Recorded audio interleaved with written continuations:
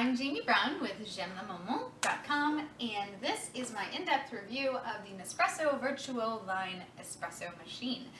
This is the final machine that I'm reviewing in a set of 5 machines that I did a larger comparison review on.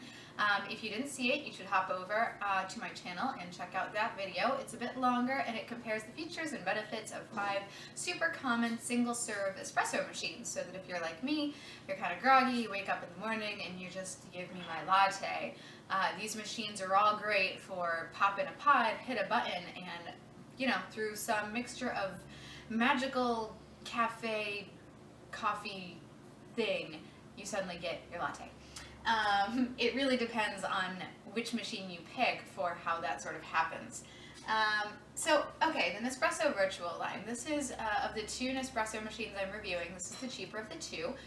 This one retails for $2.99, but you'll see that I have the frother with me. I purchased it in a bundle with this frother, and that put the price point at $3.49.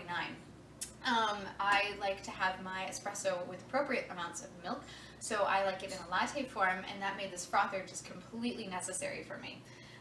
I want to start by talking about this frother, actually, before I get into too much about the machine. This is a great little guy. He has a magnetic base, and that magnetic base has a little motor in here that spins, and when it spins this little magnetic whisk. So this is one of 2 whisk attachments that you can use. This one doesn't really look like a whisk, it just looks like a little piece of plastic, and that is by design. I don't like a lot of froth in my latte, so I use this whisk, and it will stir the milk, it heats the milk, and it adds a bit of froth on top, but not too much. This is the other whisk attachment that you could use instead, and you can see that he looks much more like a whisk. He has that spring at the bottom, and so he'll create a lot more froth than the other attachment. You can also store him just in the lid, so he magnetically sits in the top of that lid, and then you put the lid there. And that keeps him out of the way of the milk, so he won't get messy or dirty, but he's easy to access, which is great. This whole milk frother is a nice self-contained unit. I love that it easily lifts off its base so that you can pour the milk into your beverage wherever that may be. And then it has its base that it lives on when you're done, which is terrific. I like how easy it is to clean too. You can see it looks like a big pitcher, but most of this bottom is for thermal mass to help heat the milk quickly. The actual carafe is actually about half the depth, and that's where you put your milk. So you can, we are able to froth maybe 2 to 3 beverages worth of milk at one time, but that's really going to depend on you, how much milk you like to have in your beverage and how much froth you like to have too, because you can certainly heat more milk than you can froth it in this given volume. So I'm going to put him back. You'll also notice that he has just the simple one button, and that button will allow you to heat and froth the milk or just froth the milk. You hit him once if you want to heat it, you hit him once and hold him if you want to not heat the milk, if you just want to froth it. The last thing I'm going to mention is that the inside of this guy is coated with a great non-stick surface that works really, really well. So he's very easy to just wipe out when you're done. We usually just rinse him and maybe dry him, and then maybe once every week or 2 will I actually wash it with soap and water, because that non-stick surface is so good. I just don't see any reason to do more work than you have to. And then this top, I don't know if they advertise it as being dishwasher safe, but we certainly throw the top and the whisk in the dishwasher. We don't have any problems. Okay, so that's all I'm going to say about this frother. It's great, it does its job, very quick and easy to use. Now let's talk about the actual machine. There's not much to this either. It's in contrast to all the other machines I reviewed. You could increase your pour or decrease your pour, or choose an espresso or choose a coffee or whatever. This guy does make both coffee and espresso, but you don't have to do anything. He's got one button and that's it. He does have a barcode reader, just like the Tassimo that I reviewed. And so these are the pods. This is a espresso pod, and this is a coffee pod. So you can see that there's much more coffee in the coffee pod, and there's less espresso in the espresso pod. And underneath, keeping with Nespresso's habit of putting a lot of emphasis on aesthetics and design, they have coded a barcode into these pods on the underside, so it's actually really elegant. It looks lovely. They still have those nice colored aluminum pods. This is an aluminum pod just like the other Nespresso I reviewed, but you can tell that it definitely looks completely different, so the two pods are not compatible. But that barcode is read in the machine, and so that it knows if you've popped in a coffee pod or if you've popped in a espresso pod. You also get a selection of pods when you purchase the machine. This comes as a sampler pack, which is terrific because just like the other Nespresso machine I reviewed, these pods are difficult to acquire. You can't just go to Bed Bath & Beyond or Williams-Sonoma or Target or Walmart or whatever and grab a pack of Nespresso pods. You have to order them online, so you have to be thinking ahead, which is not something I'm good at. And you also sometimes have to pay shipping. I paid shipping on my last order, but occasionally they have promotions where if you order enough or you join a club or you do something, you can get free shipping, but it's not always the case. So that's frustrating to me that although the pods are relatively inexpensive, they're between 65 cents and 75 cents per pod for the espresso. 65 cents if you're buying the old style pod, 75 cents if you're buying that pod for this machine, and that price difference is because you're getting an extra gram or so of grains in the pod, and it's actually proportional. I did out the math and found out that versus the old Nespresso style pod to the new Nespresso style pod, that the quantity of grains that you're getting to the price that you're paying is the same. So the price went from 65 cents to 75 cents, but that's perfectly in proportion to the amount of coffee you're getting in the pod. Similarly, the coffee pods are much bigger, and so they are more expensive. I believe that they are $1.10 per pod, I want to say. I don't remember. Or 95 cents. They're 95 cents per pod for the coffee pods, and that's also in keeping with the volume of coffee that you're getting. Or actually, technically, weight of coffee that you're getting. Mass of coffee that you're getting. Anyways. So, the pods have a fixed price, but you have to add on to that shipping, unless, of course, you live near a Nespresso boutique. If you do, then you can just travel on over there and grab your pods at will, but those are kind of few and far between, and I would reckon that most of us do not live near one. So, on the machine, other features, they have this lovely little bin here, and that's where it collects your spent pods. And I'm going to show you one because it's kind of cool. You can see the neat little pattern that they have on the top for the pod when they're extracting that coffee out, and then there's no holes in the bottom.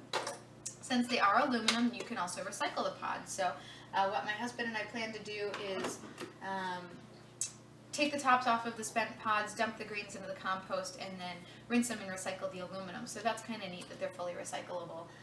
On the other side here is our water carafe, and he's also pretty easy to remove. And take him over to your sink or where have you and fill it with water and return it.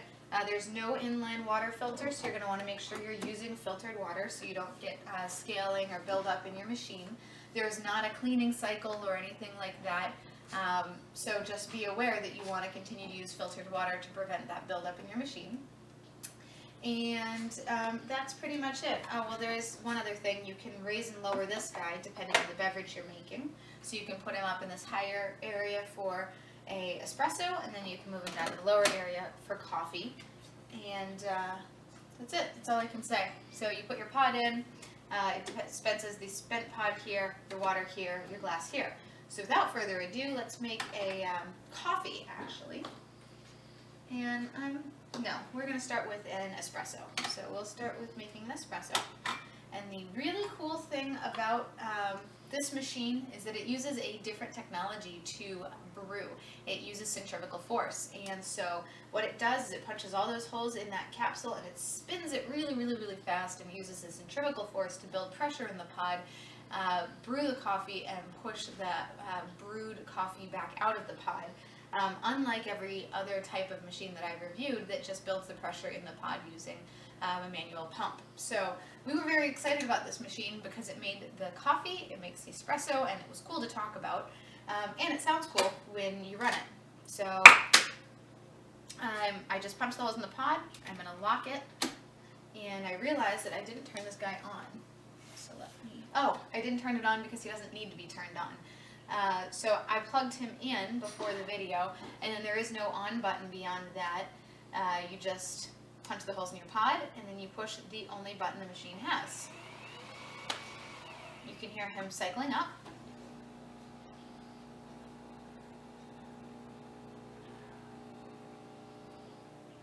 While he's going, I can froth my milk. So I'm going to grab some milk, pour it in the frother.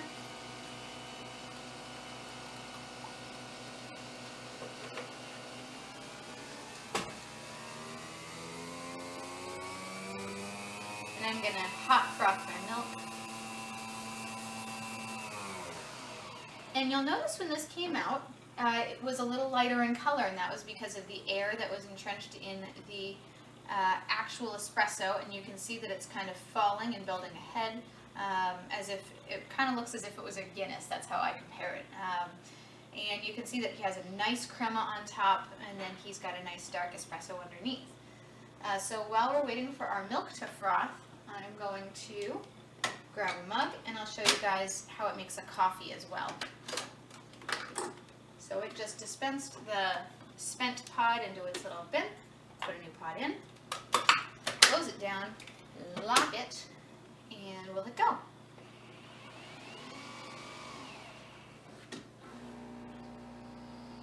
So I can see that my frother is done, and that was a benefit to me too, is it had the separate frother, which meant that I could run it at the same time.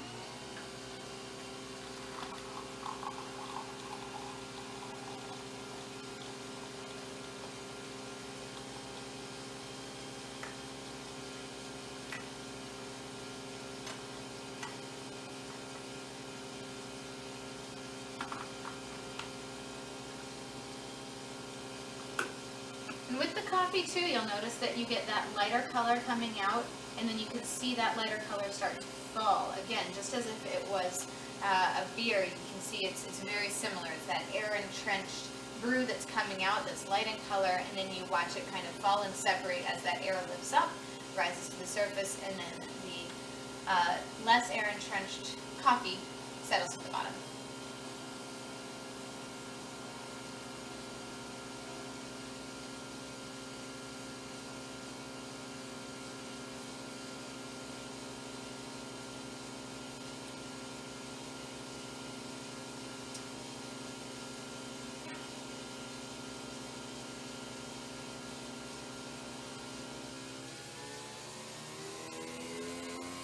Worried here we might get some overflow, but it looks like it might just fit exactly.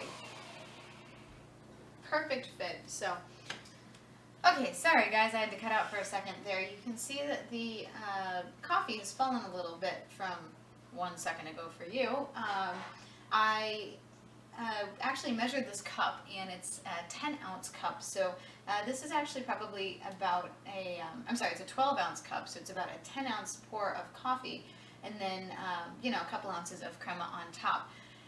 But we didn't buy this machine for its coffee. We bought it for its espresso or latte making skills, and then the coffee was just sort of a bonus. And if you saw my other review, then you'd know that this espresso is totally drinkable, or latte rather, is totally drinkable, but it's just not our favorite. I really think that centrifugal force pulls out some bitter flavors that are not what we want to taste in our cup, because the exact pod that we used is called the decaffeinato pod, and they make the exact same pod for their other Nespresso machine, and we honestly feel that they have very different flavors. So although I love the sound of it when it's taking off, and it's the whirring, and I love saying centrifugal force, and I love the way that this thing looks on my counter, it's just not my favorite machine because of the flavor of the coffee, and that's such a bummer. I really wanted to like it even because of the frother too. The separate frother is gorgeous. I like that it sits on my counter. The fact that it doesn't auto-dispense the milk is even totally forgivable.